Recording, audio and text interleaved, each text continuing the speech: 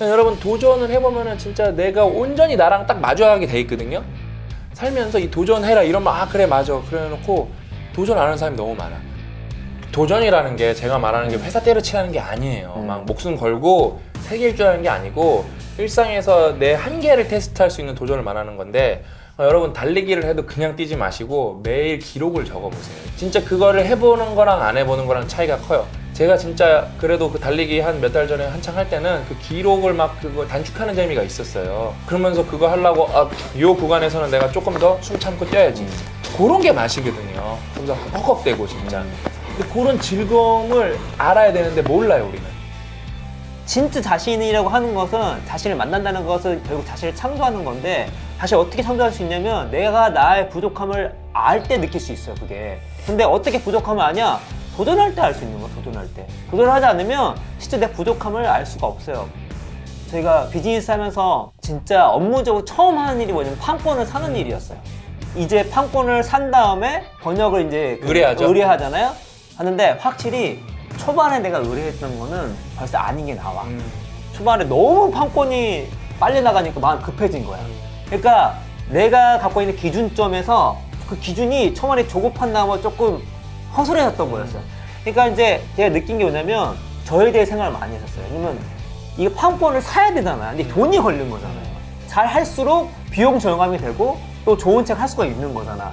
그러면은 그거를 할 때 자기 스스로에 대해 되게 점검을 많이 하게 되고 부족한 모습이 드러나니까 당연히 그 부족한 모습을 극복하기 위해서 내가 필요한 것이 무엇인지를 끊임없이 고민을 하게 되거든요.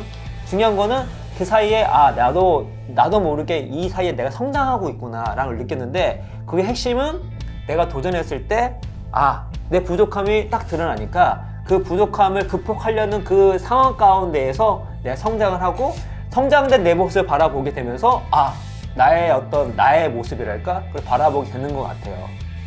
이 도전이라는 것이 부족함을 드러낸다는 그 포인트가 되게 중요한 포인트 같아요. 왜냐면 두려움도 있는 것 같아요.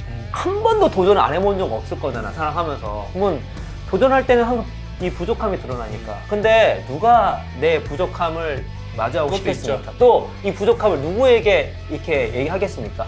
근데 우리가 이런 부족함을 두려워하지 않은 용기가 필요하지 않을까. 그래서 이제 모든 게 습관이라면 도전도 계속 하다 보면은 부족함에 대한 두려움을 극복해내지 않을까요? 행동을 할 때 이렇게 가로하고 이거는 머스트는 아니에요. 가로하고 기회비용을 따져보고 그게 좀 붙었으면 좋겠어요. 그렇죠. 그러니까 합리적인 행동. 실패를 하더라도 경험치가 쌓이기 때문에 여러분들한테 남는 게 많거든요. 예를 들면은 그런 게 있어요. 제가 이제 회사를 하면서 막 엄청 힘든 적이 몇 번 있었어요. 근데 그게 돌이키고 나면은 그렇게 한번 정말 뒤지게 힘들고 나면은 그거보다 확실히 덜 힘든 거는 힘들지도 않아요, 딱히. 왜? 이미 충분히 힘들어 봤거든요. 그 다음에 이 정도 힘들면은 이게 회복하는 어느 정도 걸린다 그 경험치가 있으니까 예전에 힘들었던 거, 실패했던 게 전혀 그냥 실패는 아니에요, 제가 볼 때. 행동을 하면은 왜 좋은 게 맞냐? 아까 그래서 자꾸 기회비용을 따져본다는 게 되게 중요한 게 뭐냐면은 최대한 방향성을 좀 정해놔야 돼요. 내가 실패했을 때 피해를 최소화하는 방향으로. 그런 걸 따져보면 진짜 더 열심히 행동을 할 수 있는 거거든요. 근데 여러분이 진짜 능동적으로 설계를 잘 한 다음에 능동적으로 행동을 잘 하면은 그 행동을 통해서 여러분이 예상하지 못했던 것도 얻을 수가 있어요.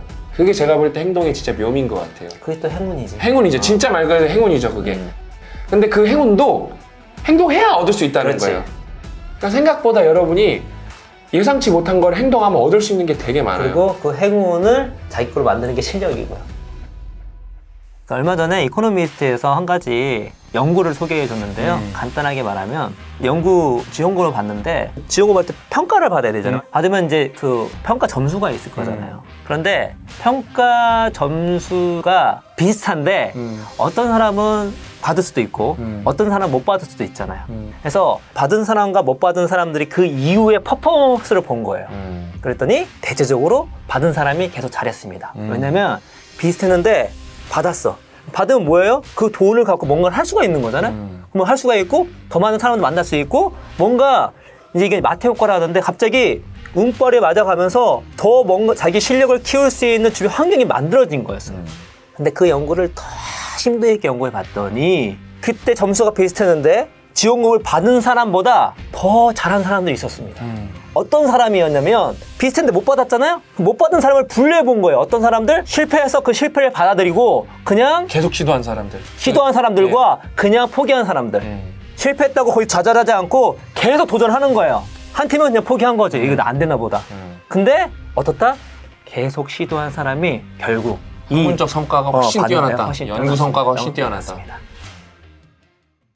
우리가 창의적인 사람에 대해서 오해하고 있는 것 중에 하나가 뭐랄까 개그맨 때문이라고 생각되거든요.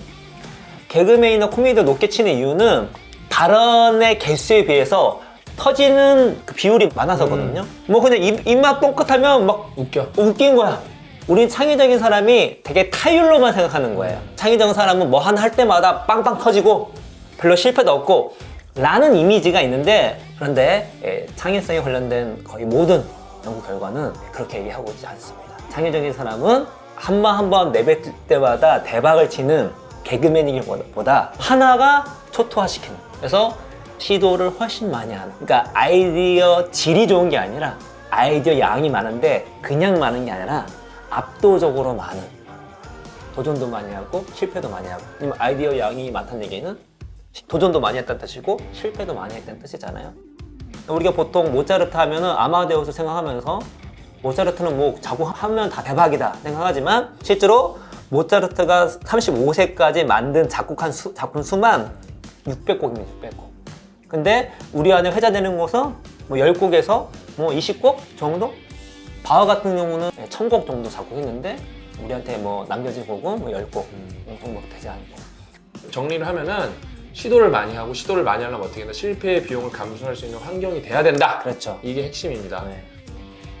잃을 게 없다면 도전은 좋은 겁니다. 절대적으로 좋은 거죠. 경험을 통해서 분명 성장으로 이어지기 때문입니다. 혹 잃는다 해도요, 충분히 그것이 커버가 가능하다면 도전하는 것이 좋다고 할 수 있겠습니다. 그래서 잃을 게 없거나 잃는다 해도 충분히 커버가 가능하다면, 이런 경우들이라면 도전하지 않으면 반드시 나중에 후회를 하게 됩니다. 빛을 드러내는 것은 어둠이다. 존재를 드러내는 것은 부재이다. 도전은 미지의 영역으로, 그리고 부족함의 세계로 들어가는 것이다. 그렇게 도전은 우리를 더욱 드러낸다. 진정한 자신을 오로지 맞이하고 싶다면 도전하라.